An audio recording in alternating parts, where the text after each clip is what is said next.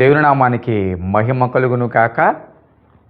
జీవన తొలి సంధ్య అనుదిన మన్నా అను ఈ యొక్క ఆధ్యాత్మిక కార్యక్రమానికి మిమ్మల్ని ప్రేమపూర్వకంగా ఆహ్వానాన్ని తెలియపరుస్తూ నా నిండు వందనాలు తెలియపరుస్తూ ఉన్నాను. ఎలాగున్నారండి? బాగున్నారా? కుటుంబం బాగుందా? పిల్లలు క్షేమంగా ఉన్నారా? ప్రతి పరిస్థితుల్లోనూ కూడా విశ్వాసాన్ని కోల్పోకుండా ముందుకు కొనసాగుతున్నారా? నిలువెచ్చని స్థితి రానివ్వకుండా ఆధ్యాత్మిక జీవితంలో పౌరుషం కలిగి దేవుని కొరకు నిరీక్షణతో ఎదురు చూస్తూ ఆయన రెండవ రాకడకు సిద్ధపడుతున్నారా? అత్యంత సమీపముగా మనం రెండవ రాకడకు ఉన్నామన్న సంగతిని గుర్తెరిగి మన ఆత్మీయ జీవితాలు యందు బహుశ్రద్ధ కలిగిన వారమై మనం సిద్ధపరచుకోవలసిన ఆవశ్యకత ఎంతైనా ఉంది. వింటున్న సమాచారాలు, ఆలోచనలు పుట్టిస్తున్న తలంపులు ఇవన్నీ కూడా మనకు ఒక రకమైన తలంపు పుట్టించాలి. ఏంటో తెలుసా?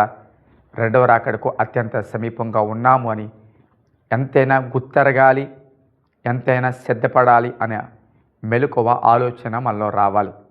ఈ ఉదయకాలము ఒక మాట మీరు తీసుకురావాలని నేను ఇష్టపడుతూ ఉన్నాను. సామెతల గ్రంథము నుండి 10వ అధ్యాయం, సామెతల గ్రంథము 10వ అధ్యాయము 5వ వచనం. వేసవి కాలమున కూర్చువాడు బుద్ధిగల కుమారుడు, కోతకాలమందు నిద్రించేవాడు సిగ్గుపరచు కుమారుడు. ప్రియదేవుని బిడ్డలారా, ఇక్కడ ఇద్దరు కుమారులు కనబడుతూ ఉన్నారు. ఒకరి కుమారుడు గురించి బుద్ధిగల కుమారుడు అని బైబిల్ చెప్తుంది. మరొక కుమారుడిని సిగ్గుపరచు కుమారుడు అని చెప్తుంది. ఎవరు బుద్ధిగల కుమారులు అంటే వేసవి కాలమున కూర్చుకున్నవాడు. ప్రియబిడ్లారా, అవును, వేసవి కాలమున వాని కుమారుడిని బుద్ధిగల కుమారుడిగా బైబిల్ అభివర్ణించింది. ఎందుకు అంటే అతని యొక్క జ్ఞానము, అతని యొక్క బుద్ధి అతని ప్రవర్తనలో కనబడుతుంది. ఏమిటి? వేసవికాలం తర్వాత ఏమొస్తుందంటారు? వర్షాకాలమే కదా. వర్షాకాలం కూర్చుకునే సమయం కాదు. వర్షాకాలము రాకముందే వేసవి కాలములోనే రాబోయే కాలంలో కూర్చుకునే అవకాశం కానీ పరిస్థితి కానీ ఉండదు అని ఈ కుమారుడు ఎరిగి వేసవి కాలమున కూర్చుకుంటూ ఉన్నాడు. అందుకే అతడు బుద్ధిగల కుమారుడిగా ఇక్కడ పిలువబడుతూ ఉన్నాడు. ప్రియదేవుని బిడ్డలారా, వేసవి కాలమున కూర్చుకునే ఒక జీవి మీకు చెప్పండి. బైబిల్ గ్రంథంలో ఆ జీవి గురించి ప్రత్యేకంగా వ్రాయబడింది. తెలుసు కదా మీకు? అదేనండి చీమ. చీమ తెలుసు కదా? ఆ చీమ వేసవి కాలంలో కూర్చుకుంటుందంట. చూడండి, చీమ ఎంత చిన్న జీవండి, కానీ దానికి ఉన్న బుద్ధి, దానికి ఉన్న వివేచన, ఆలోచన గొప్పది కదా. వేసవి కాలం వస్తుందని చెప్పి, వర్షాకాలం వస్తుందని చెప్పి వేసవి కాలంలోనే అది సమకూర్చుకుంటుందంట. అవును ప్రియబిడ్డలారా, ఇంకో కుమారుడు ఉన్నాడు. అతడు కోతకాలమందు నిద్రించేవాడంట. ఇతడు సిగ్గుపరచు కుమారుడు అని వాక్యం చెప్తుంది. కోతకాలం, కోత కోయవలసిన కాలంలో ఏం చేస్తాడంట? నిద్రించుచున్నాడంట. చూసారా? అందుకే ఇతడును సిగ్గుపరచు కుమారుడు అన్నారు. ప్రియదేవుని బిడ్డలారా, క్రైస్తవులు ముఖ్యంగా కాలములను ఎరిగిన వారంగా ఉండాలి. అవును, కాలములను ఎరిగిన వారంగా ఉండాలి. మనకి ఇవ్వబడిన కాలం ఏమిటి? ఇది సమకూర్చుకునే కాలమా? ఇది కోత కాలమా? ఇది ఏ కాలము? మనం ఉన్నాం, ఏ కాలములో ఉన్నాం? వాక్యం చెప్తుంది ఇవి అపాయకరమైన కాలములని, అంచు దినములని వాక్యం చెప్తుంది.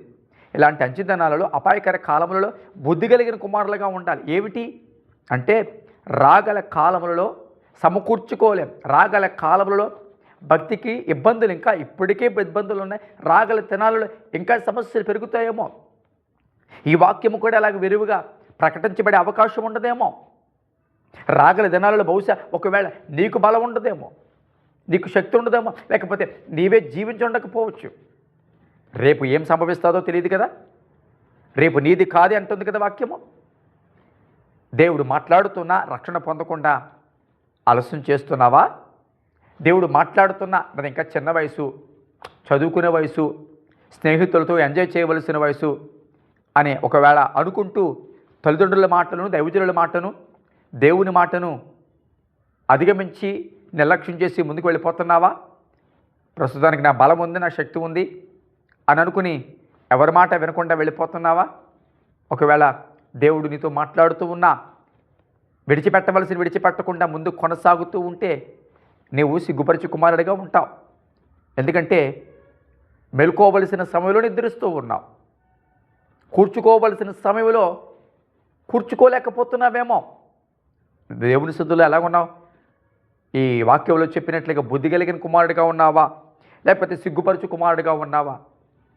ఒకవేళ సమయాన్ని, కాలాన్ని కనుక నీవు వివేచన లేకుండా ముందుకు వెళ్ళిపోతే బహుశా నువ్వు సిగ్గుమాలిన కుమారుడిగా ఉండిపోతావు. అదే కాలమును ఎరిగి నువ్వు ముందు కొనసాగితే బుద్ధిగల కుమారుడిగా ఉంటావు. ప్రార్థన చేద్దాం. పరిశుద్ధమైన తండ్రి, నీ పరిశుద్ధ నామానికి స్తుతులు స్తోత్రాలు చెల్లిస్తున్నాం. అయ్యా, ఈ మంచి సమయాన్ని బట్టి, దినాన్ని బట్టి నిన్ను స్తుతిస్తున్నాను. ఈ మాటలు వింటున్నా మా ప్రియబిడ్డలు బట్టి నిన్ను స్తుతిస్తూ ఉన్నాను. మేమందరం కూడా నాయనా కాలములను, సమయములను ఎరిగిన వారముగా ఉండి బుద్ధి కలిగిన కుమారులుగా మేము ఉండాలి నాయన.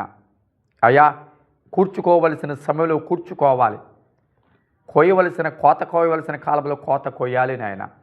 చేయవలసిన సమయంలో చేయకపోతే, మెలకుగా ఉండవలసిన సమయంలో మెలకుక లేకపోతే, అయ్యా నాయన వివేచింపవలసిన సమయంలో వివేచన లేకపోతే మేము నాయన నష్టపోతాం, సిగ్గుమాలిన కుమారులుగా అయిపోతాం.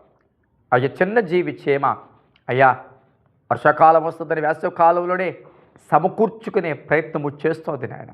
మాకు కూడా జ్ఞాన వివేచనలు మెండుగా దయచేసి రాబోయే కాలములు ఇంకనూ ప్రతికూల పరిస్థితులు ఎక్కువగా ఉండబోతున్నాయని ఎరిగి నేడు అన్న దినము ఉండగానే రక్షణ పొందడానికి, నేడు అన్న దినము ఉండగానే ప్రభా నీ కొరకు పరిగెత్తడానికి భక్తి చేయగలిగిన కృప మా అందరికీ దయచేయండి. యేసు నామమున అడుగుచున్నాం తండ్రి, ఆమేన్. ప్రియ దేవుని బిడ్డలారా, ఈ యొక్క క్లుప్త వాగ్దానాల ద్వారా, ఈ మాటల ద్వారా మీరు ఒకవేళ బలపరచబడుతున్నట్లయితే తప్పక మీరు మాత్రము విని మరి ఆత్మీయ మేలులు పొందడం కాదు, మీకు తెలిసిన బంధువులకు, స్నేహితులకు తప్పకుండా షేర్ చేయండి. ఇంకా అనేక మందికి ఈ వర్తమానాలు ఉదయకాలంలో వారు విన్నప్పుడు అది వారికి ఆశీర్వాదకరంగా ఉండాలని నేను కోరుకుంటున్నాను. Thank you. God bless you. దేవుడు మిమ్మల్ని దీవించును కాక.